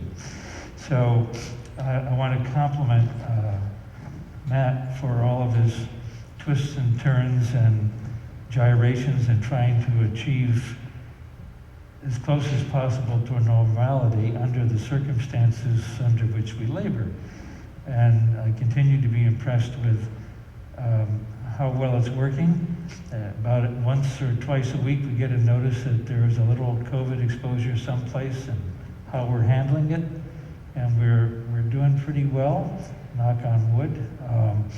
And I'm pleased with the progress that we're making. On the committee front, the Audit and Finance Committee has met, and we've had some good discussions. Working on setting our next meeting, and I don't know exactly when that's going to be, but we'll be back to it shortly. So at the last meeting, we had another good workshop where we discussed in detail the claims. These are the bills that come in on a routine basis and get processed through our business office. For the record, what happens is we have a claims auditor who's independent, who goes over all of those bills. And so what we did at the committee was to examine many pages of bills that have been put forth and asked questions of the staff and got detailed answers. So I think we learned quite a bit about questions that we have on a regular basis but never really get to ask because they seem small. But, you know, we spend a lot of money in a, $76 million budget, and it all comes down to individual bills, and some of them look interesting, and we want to know what were they for. So that was the beginning of a change in the process. It used to be we just saw them pop up on the agenda here, and if we had a chance to look at them, great. If not, then they just pass by unexamined. So this way, the structure is such that they come to the committee and we can have our heart's content of questions and hopefully just be quite happy to say, good, we're all set when we come to the meeting. We have an unusual structure here on this committee because we are able to have 2 members added to it who are not members of the board.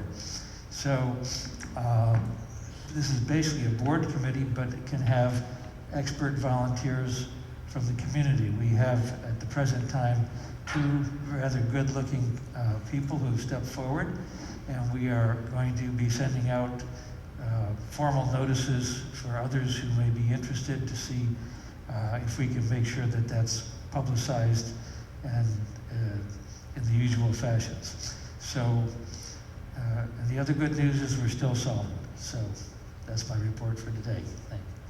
Thanks, Craig. I have a few updates. First, we may have a special meeting Wednesday night. We're working through the sale of the land below the stadium to the county, and we couldn't put a couple things on the agenda tonight because we are still waiting for the county to come back with the exact acreage for the sale so that we know exactly how much the sale will be for. We're currently asking them if they're willing to just write into the contract that the cost per acre will be prorated if it's a little bit more, because right now we're at plus or minus 33 acres, but we don't know exactly how much. So if it's like 33.9 acres, we would like them to agree that it would be, a prorated per acre price there. We're also waiting to be declared the lead agency for the seeker process, and that's a 30-day process, or if the other possible lead agencies sort of give us the right to be lead agency, whichever comes first. So Wednesday will be 30 days. Anne-Marie, I think you were waiting to see if, I guess Wednesday's not 30 days is what we found out. So we're waiting to see if we can do it on Wednesday, even though it's not quite 30 days, by getting permission from the other possible lead agencies. So I will update the board on that as soon as I have news about that. It will be a very short meeting, although maybe we'll add our statement to it. And if we do this, what time would it be at? It would be at 7. 7. So I will let you know about that. Super eval, a few more people, well, maybe one more board member did their evaluation. Thank you for that. I wanted to try to put that on a board meeting in April, but maybe we wait till May. We'll see how heavy the meetings look. But I think it would be important to just spend a half hour talking about the results of it and try to plan a little bit from there. So I will keep you posted on that. I wanted to just remind everyone to kind of look out at your NYSBA email right now. They're sending out some advocacy emails, and it's very easy to just sign your name to these, but it is really important because we're sort of in crunch time for budget, and I think hearing from board members is really important. I attended, I think it's the last of this series of NYSBA workshops on diversity and equity. This one was about diversifying your workplace. And I didn't, most of the things they mentioned we are kind of doing. I'm sure we can always do better, but we are trying and seeing results from our efforts. One of the things that they mentioned, look at your recruiting, we've done that.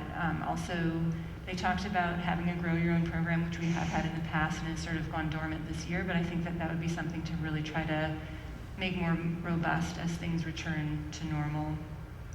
And then just general things, how welcoming is your district? Do people feel welcome once they arrive?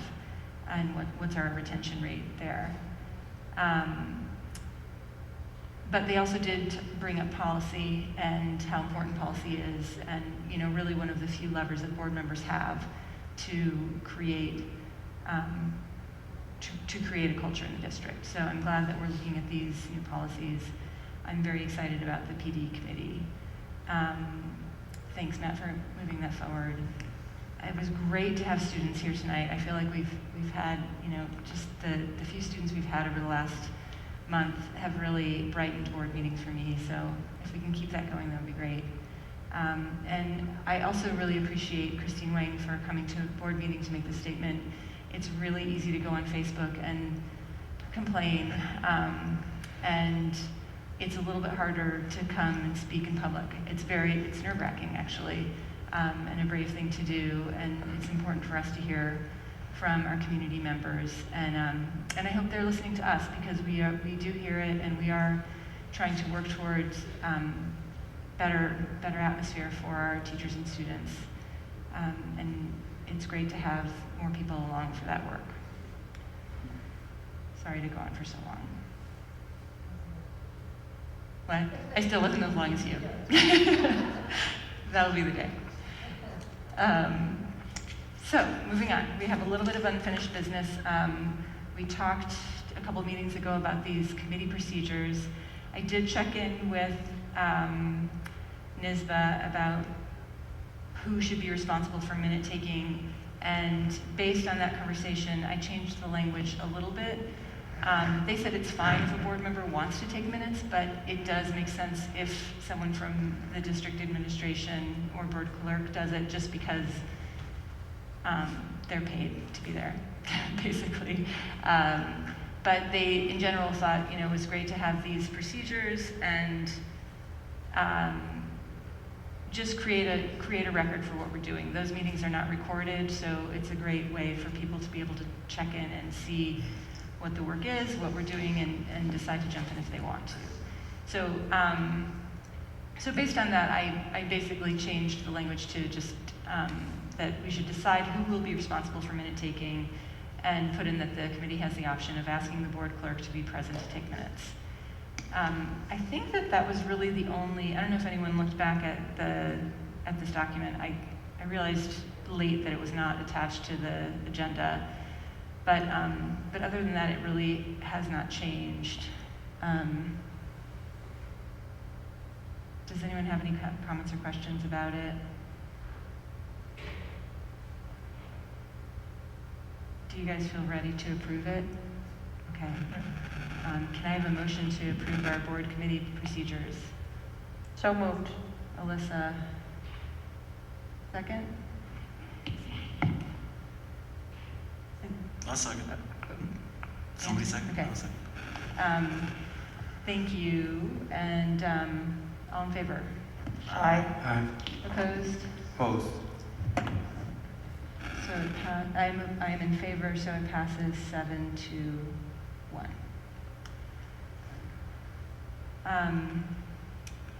Anthony made the comment that we need a procedure for board members that participate in district committees, and I think that actually is something we should talk about too, in terms of how many board members we want on a district committee, but we will save that for a future meeting. Next on the agenda is to adopt resolutions for the purchase of school buses. These are resolutions that will be on the ballot to be voted on with the budget. So can I have a motion to adopt resolution 032221A, authorizing the purchase of school buses? So moved. Greg, is there a second? Anthony seconds. Anthony, are there any comments or questions about this? It's a roll call vote, I think. So this is a roll call vote. Kelly, do you do it? Yes.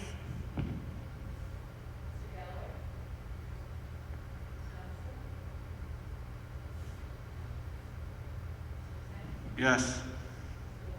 Yes. Yes. Yes. Yes.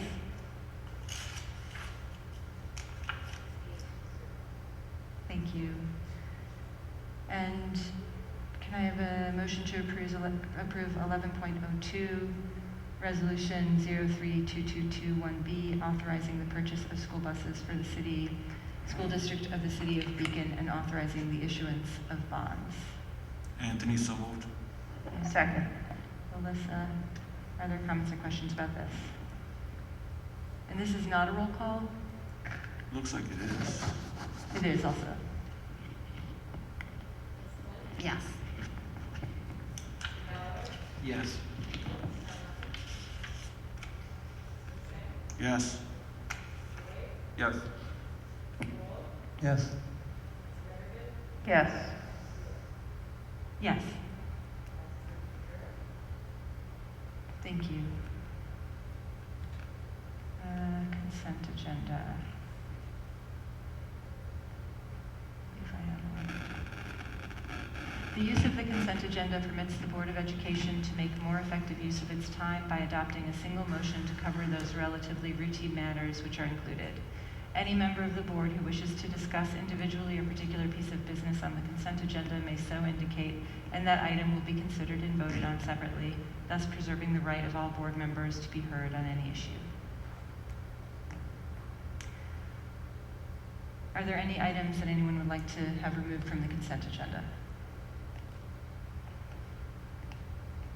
Seeing none, can I have a motion to approve 12.01 through 12.18?